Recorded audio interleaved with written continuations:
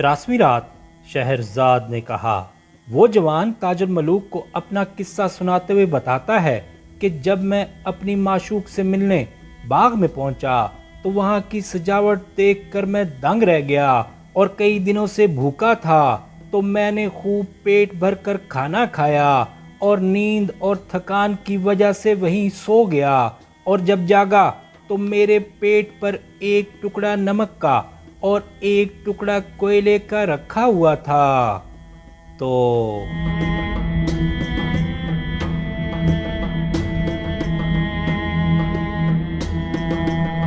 اب میں اٹھ بیٹھا اور کپڑے جھاڑ کر ادھر ادھر دیکھنے لگا، لیکن کسی کو وہاں نہ پایا، اور دیکھا کہ میں بغیر کسی بچھونے کے مرمر کے فرش پر ہوں۔ اس پر مجھے بڑا اچنبھا ہوا اور میں بہت رنجیدہ ہوا، اور میرے آنسو رخساروں پر بہنے لگے، اور میں نے اپنے اوپر بڑا افسوس کیا اور اٹھ کر گھر چلا آیا۔ جب میں گھر پہنچا تو دیکھا کہ میری چچیری بہن اپنے ہاتھ سے سینہ پیٹ رہی ہے اور آنسوؤں کی بارش ہو رہی ہے۔ جب اس نے مجھے دیکھا تو وہ فوراً اٹھ کھڑی ہوئی اور اپنے آنسو صاف کر کے میرے پاس آئی اور نرمی سے کہنے لگی کہ اے میرے چچیرے بھائی، تیرے عشق کے معاملے میں خدا تجھ پر مہربان ہے، کیونکہ تیرا معشوق تجھ سے محبت کرتا ہے، اور میں تیرے فراق میں روتی اور غمگین رہتی ہوں، اور تو مجھے لعنت و ملامت کرتا اور برا بھلا کہتا ہے، لیکن خدا میری وجہ سے تجھ پر ناراض نہ ہو۔ اس کے بعد وہ میرے ساتھ ہنسنے کھیلنے لگی اور مجھے پیار کیا، اور میرے کپڑے تبدیل کروا کر ان کو پھیلا دیا، اور کہنے لگی کہ واللہ یہ اس شخص کی خوشبو نہیں جو اپنے مقصد میں کامیاب ہوا ہو اور جس نے اپنے محبوب کا دیدار کیا ہو، لہٰذا اے میرے چچیرے بھائی ذرا اپنی واردات تو بیان کر۔ میں نے اپنی ساری واردات بیان کر دی، اور وہ دوبارہ غصے کی مسکراہٹ مسکرائی اور کہنے لگی کہ میرا دل بھرا ہوا اور دکھی ہے، خدا کرے کہ جس نے تیرا دل دکھایا کبھی سکھی نہ ہو۔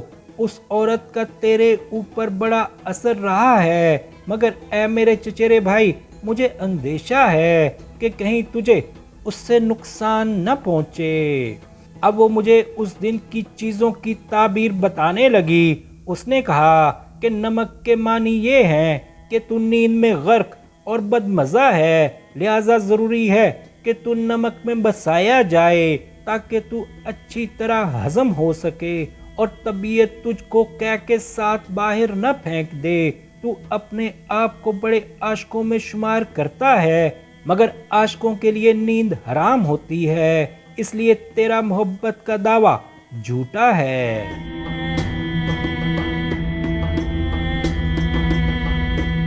پھر اس نے کہا کہ اے میرے چچیرے بھائی مگر اس کی محبت بھی جھوٹی ہے، کیونکہ اس نے تجھے سوتا پایا تو جگایا نہیں۔ اگر اس کی محبت سچی ہوتی تو وہ تجھے جگا دیتی، اور کوئلے کے معنی یہ ہے کہ خدا تیرا منہ کالا کرے، کیونکہ عشق میں تو ابھی بچہ ہے اور سوائے کھانے پینے اور سونے کے تیرا اور کوئی مقصد نہیں۔ یہ ہے تفسیر اس کے اشاروں کی، خدا کرے کہ تجھے اس سے چھٹکارا ملے۔ جب میں نے اس کی باتیں سنی تو میں سینہ کوٹنے لگا اور کہا کہ خدا کی قسم یہ بالکل صحیح ہے، کیونکہ میں سو گیا تھا، مگر عاشقوں کو سونا نہ چاہیے۔ میں نے اپنے اوپر ظلم کیا، کیونکہ کھانے اور سونے نے مجھے سب سے زیادہ نقصان پہنچایا۔ لیکن اب کیا کرنا چاہیے؟ اور پھر میں اور زیادہ رونے لگا، اور میں نے اپنی چچیری بہن سے کہا کہ مجھے کوئی ترکیب بتا تاکہ میں اس پر عمل کروں اور میرے اوپر رحم کھا۔ خدا تیرے اوپر رحم کرے ورنہ میں مر جاؤں گا۔ میری چچیری بہن کو مجھ سے بڑی محبت تھی، اور اس نے کہا کہ بصر و چشم، لیکن بھائی میں تجھ سے بارہا کہہ چکی ہوں کہ اگر میں باہر آتی جاتی تو تم دونوں کو جلد ملا دیتی اور تمہاری پردہ پوشی کرتی۔ یہ کام میں محض تیری رضامندی کے لیے کروں گی، اور اگر خدا نے چاہا تو تم دونوں کو ملانے میں جان توڑ کوشش کروں گی، لیکن میری بات سن اور میرا کہنا مان، جب عشاء کا وقت ہو تو اسی جگہ جا کر بیٹھ جانا جہاں پہلے بیٹھا تھا، لیکن خبردار کچھ کھانا مت، کیونکہ کھانے سے نیند آتی ہے اور تیرے لیے سونا مضر ہے۔ وہ چوتھائی رات گزرنے کے بعد تیرے پاس آئے گی، بس جا، خدا تجھے اس کی برائی سے بچائے۔ جب میں نے اس کی باتیں سنی تو میں خوش ہو گیا اور خدا سے دعا مانگنے لگا کہ رات جلد ہو۔ جب رات ہوئی اور میں جانے لگا تو میری چچا زاد بہن نے مجھ سے کہا کہ اس سے ملنے کے بعد جب تو واپس آنے لگے تو مذکورہ شعر ضرور پڑھیو۔ میں نے کہا کہ بصر و چشم۔ اب میں وہاں سے روانہ ہو کر باغ میں پہنچا اور دیکھا کہ وہ جگہ کل کی طرح آراستہ اور وہاں ضرورت کے مطابق کھانے پینے اور اطریات وغیرہ موجود ہیں۔ اب میں نشست گاہ پر چڑھ کر بیٹھ گیا اور مجھے کھانے کی خوشبوئیں آنے لگیں اور میرے دل نے چاہا کہ کھاؤں۔ میں نے دل کو کئی بار روکا مگر وہ نہ رکا اور میں اٹھ کر دسترخوان کے پاس آیا اور اس کی چادر اٹھائی اور دیکھا کہ ایک رکابی مرغ کے گوشت کی رکھی ہوئی ہے اور اس کے ارد گرد 4 پیالے ہیں جن میں طرح طرح کے کھانے ہیں۔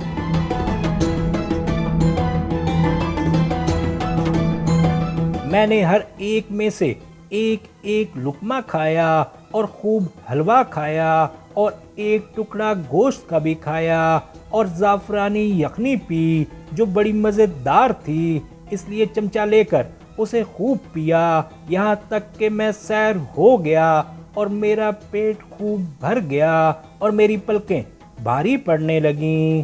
اب میں نے ایک تکیہ لے کر اپنے سر کے نیچے رکھ لیا اور خیال کیا کہ سوؤں گا نہیں، لیکن میری آنکھ بند ہو گئی اور میں سو گیا۔ جب میں بیدار ہوا تو سورج نکل چکا تھا اور میں نے دیکھا کہ میرے پیٹ کے اوپر ایک ٹخنے کی ہڈی اور ایک لکڑی کا کھلونا اور ایک کھجور کی گٹھلی اور ایک خرنوب کا بیج رکھا ہوا ہے، لیکن فرش وغیرہ غائب ہے، گویا کہ رات یہاں کچھ بھی نہ تھا۔ اب میں نے یہ ساری چیزیں پھینک دیں اور غصے سے اٹھ کر چل دیا۔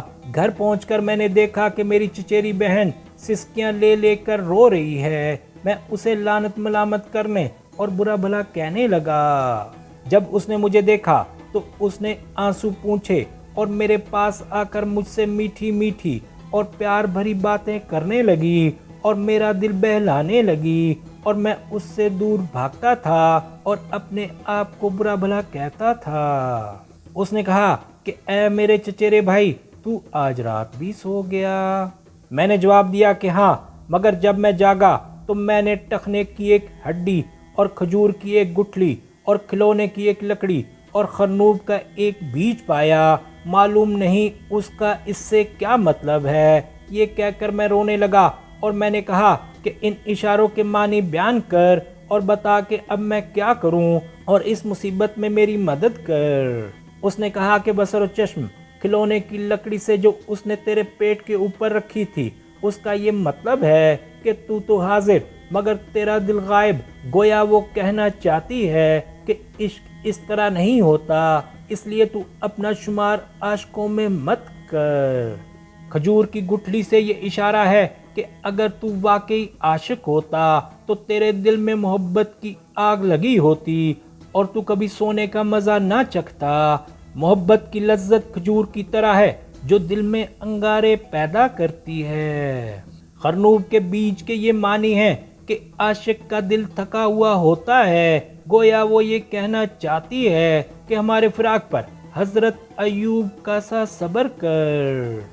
جب میں نے یہ تفسیر سنی تو میرے سینے میں شعلے بھڑکنے لگے اور غم دوبالا ہو گیا اور میں چلانے اور کہنے لگا کہ میری کم بختی کی وجہ سے خدا نے میرے اوپر نیند مسلط کر دی۔ اس کے بعد میں نے اپنی چچیری بہن سے کہا کہ تجھے میری جان کی قسم کوئی نہ کوئی تدبیر نکال جس سے میں اس تک پہنچ سکوں۔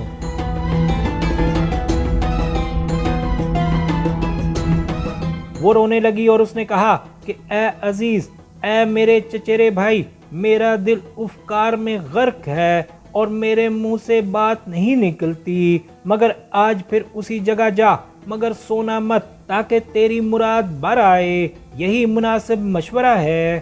اور بس میں نے کہا کہ اگر خدا نے چاہا تو میں آج نہ سوؤں گا اور تیرا کہنا مانوں گا۔ اب میری چچیری بہن میرے لیے کھانا لائی اور کہنے لگی کہ ابھی پیٹ بھر کر کھا لے تاکہ تو سیر ہو جائے، اور میں نے خوب پیٹ بھر کر کھانا کھا لیا۔ جب رات ہوئی تو میری چچیری بہن میرے لیے ایک عمدہ لباس لائی اور مجھے پہنایا اور مجھے قسم دے کر کہا کہ میں اس شعر کو ضرور پڑھوں، اور نیند سے مجھے خبردار کیا۔ اب میں اپنی چچیری بہن کے پاس سے اٹھ کر باغ کی طرف چل دیا اور اس نشست گاہ پر پہنچ کر ادھر ادھر باغ میں دیکھنے لگا۔ جب رات کا اندھیرا پھیلا تو میں انگلیوں سے اپنی آنکھوں کو کھولنے اور سر ہلانے لگا۔ جاگتے جاگتے مجھے بھوک لگ گئی اور کھانوں کی خوشبو سے میری بھوک اور بھی زیادہ ہو گئی۔ دسترخوان کے پاس جا کر میں نے اس کی چادر اٹھا دی اور ہر قسم کے کھانوں میں سے ایک ایک لقمہ کھایا اور ایک ٹکڑا گوشت کا کھایا، اور شراب کی سراہی کے پاس آ کر میں اپنے دل میں کہنے لگا کہ میں ایک ہی جام پیوں گا۔ اب میں نے ایک جام پیا اور پھر دوسرا اور پھر تیسرا، یہاں تک کہ میں 10 جام چڑھا گیا، اور ہوا جو لگی تو میں مردے کی طرح زمین پر گر پڑا اور صبح تک پڑا رہا۔ جب میری آنکھ کھلی تو کیا دیکھتا ہوں کہ میں باغ کے باہر پڑا ہوں اور میرے پیٹ پر ایک تیز چھری اور ایک لوہے کا سکہ رکھا ہوا ہے۔ یہ دیکھ کر میں کانپ اٹھا اور ان دونوں چیزوں کو لے کر گھر آیا اور دیکھا کہ میری چچیری بہن کہہ رہی ہے کہ میں اس گھر میں مسکین اور غمزدہ ہوں اور سوائے گریہ و زاری کے میرا کوئی مددگار نہیں۔